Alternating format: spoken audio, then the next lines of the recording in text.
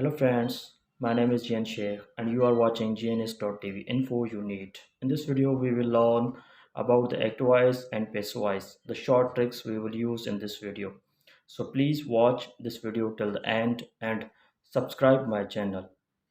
Friends, तव्हांजे subscribe करण सां असांजी हौसला अफ़ज़ाई थींदी ऐं असांखे हिम्मत मिलंदी आहे वधीक महिनत करण जी। त वीडियो खे सब्सक्राइब करण लाइक करण न विसारींदा ऐं जेकॾहिं अॼु जे वीडियो में का पॉइंट सम्झ में न आयो हुजे त कमेंट कंदा ऐं अव्हांखे रिप्लाई वसीले सम्झाईंदुसि। Thank you friend. So let's get started. In grammar, sentences and clause structure commonly known as sentence composition. It is the classification of a sentence.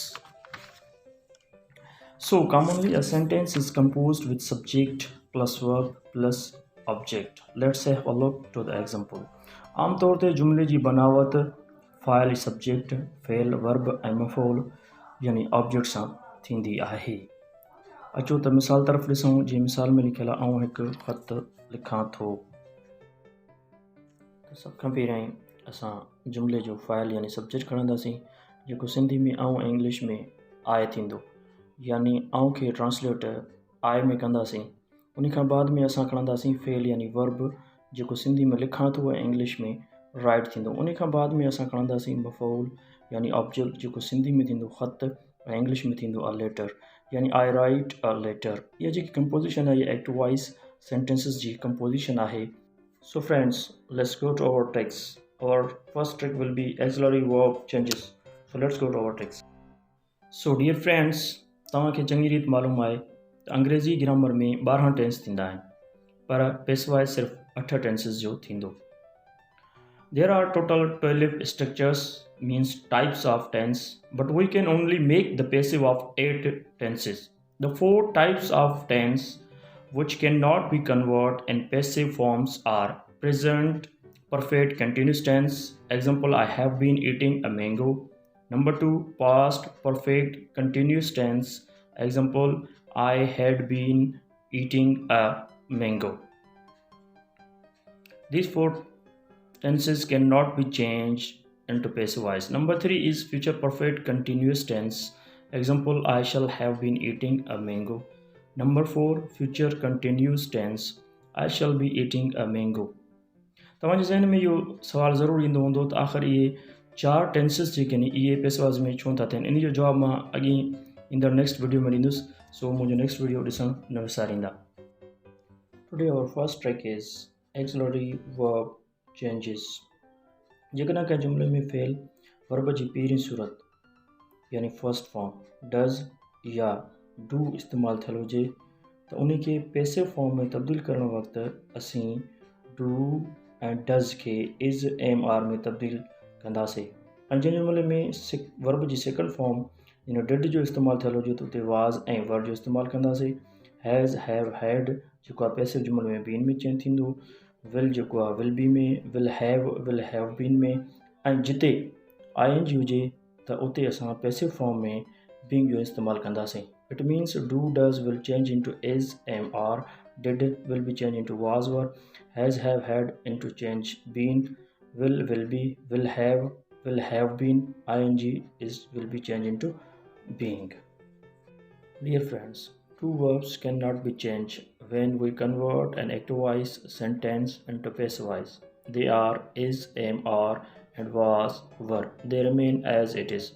याद रखो त फेल इज़ एम आर ऐं वाज़ वर जेको आहे पेसिवाइज़ करण वक़्त में तब्दील न थींदा। इहे जीअं आहिनि ऐं जहिड़ी सूरत में आहिनि उन सूरत में ई रहंदा। So friends, now let's move to trick number 2, the cross changing. कंहिं बि जुमिले खे पेसिवाइज़ में बदलण लाइ कुझु तब्दीलियूं थींदियूं आहिनि, यानी एक्टिवाइज़ सेंटेंस जो सब्जेक्ट पेसिवाइज़ जुमिले में ऑब्जेक्ट यानी मफ़ऊल जी जाइ ते रखिबो ऐं एक्टिवाइज़ जुमिले जो मफ़ऊल पेसिवाइज़ जुमिले में सब्जेक्ट जी जाइ ते रखिबो। It means subject substitute the object in passivize form, object will take place at the subject in पेसिवाइज़।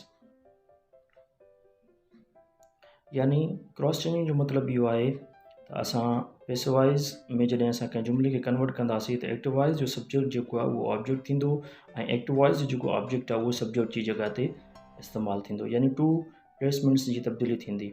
File मफ़ूल जी जॻह ते ऐं मफ़ूल फ़ाइल जी जॻह ते हलियो वेंदो ऐं उन खां बाद में थर्ड फॉर्म जो इस्तेमालु कंदासीं, बाय जो इज़ाफ़ो कंदासीं, अॻिते हली सिखंदासीं।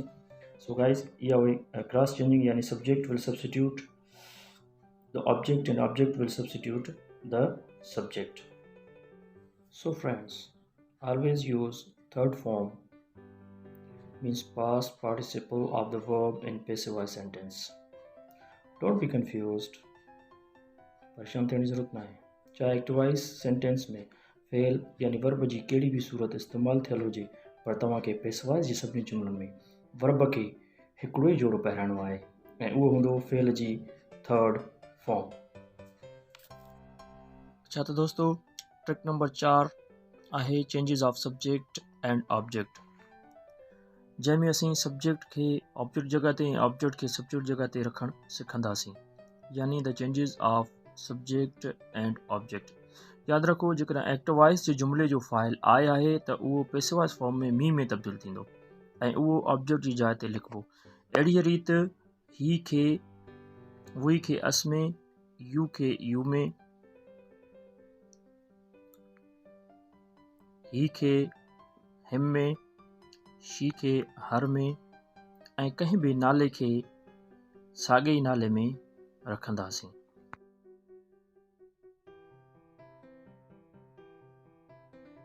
So dear friends, these were the short tricks by which you can easily convert the active voice sentences into passive voice sentences.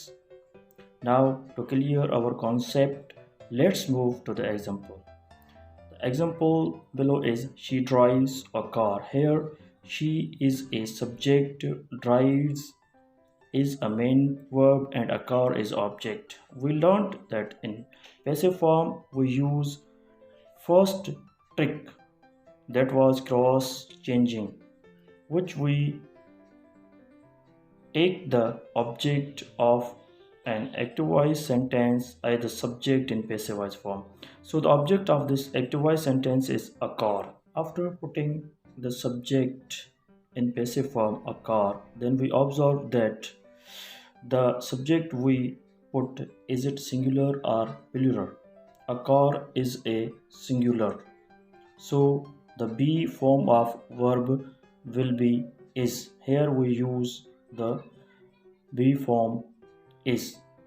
It will be a car is. Now we put down the main verb of active voice sentence, which is drive, and we change it into third form, which will be driven. Now we add by, and in the last we put the subject she of active voice sentence at the place of object, and we change its case, that will be her. So the sentence will be a car is drawn by her.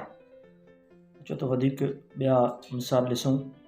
मिसाल हल करण सां पंहिंजे जेकी practice आहे उहा तमामु घणी थींदी ऐं इहो चयो वेंदो आहे त प्रैक्टिस मेक्स परफेक्ट। वधीक मश्क करण सां वधीक असांजे नॉलेज में इज़ाफ़ो थींदो। So let's go to another example. तो दोस्तों, असांजे साम्हूं हिकु मिसाल आहे जंहिंखे असीं हल करण जी कोशिशि कंदासीं। उहा मिसाल आहे we are going to watch a movie tonight. इहो एक्टिव वॉइस सेंटेंस आहे। असां इन खे पेसिव वॉइस में चेंज करण लाइ क्रॉस चेंजिंग वारो इस्तेमालु कंदासीं, यानी पंहिंजो ऑब्जेक्ट पहिरियां खणंदासीं। ऑब्जेक्ट असांजो आहे अ मूवी।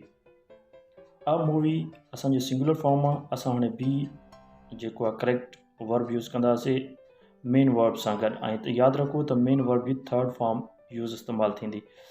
पर we are going continuous tense आहे, इन जे करे पाण हिते इज़ गोइंग टू बी, ऐं थर्ड फॉर्म जेकी आहे असांजी वॉच्ड आहे। उन खां बाद बाय जो इज़ाफ़ो करे असां एक्टिव वॉइस सेंटेंस जे जुमिले मां सब्जेक्ट खणंदासीं जेको आहे वी, जेको चेंज थींदो अस में, ऐं बाक़ी साॻियो जुमिलो एज़ इट इज़ रहंदो। इहो थींदो a movie is going to be watched by us. So friends, let's move to another example. Aslam painted the entire house. हिन जुमिले में असीं साॻियाई रूल इस्तेमालु कंदासीं, यानी पहिरियां एक्ट वाइस जे जुमले मां ऑब्जेक्ट खणंदासीं जेको आहे the entire house.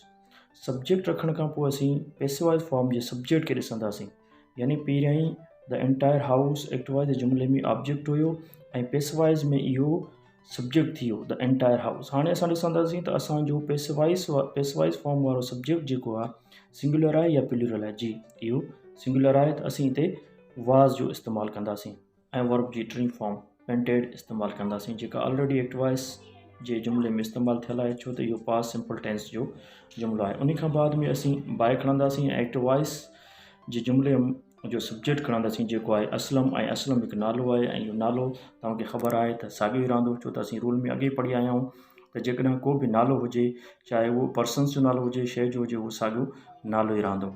So friends, त इहो जुमिलो थी वेंदो Aslam painted the entire house. उमेद दोस्तों हीउ वीडियो तव्हांजे लाइ काराइतो ऐं मालूमाती साबित थींदो। ॿीहर अव्हांखे गुज़ारिश कंदुसि त मुंहिंजे चैनल खे सब्सक्राइब कयो ऐं जेकॾहिं अव्हांखे का ॻाल्हि सम्झ में न आई आहे त वीडियो खे बार बार यानी 2 खां 3 दफ़ा ज़रूरु ॾिसो, जेसीं ताईं अव्हांखे हर हिकु पॉइंट क्लियर न थी वञे।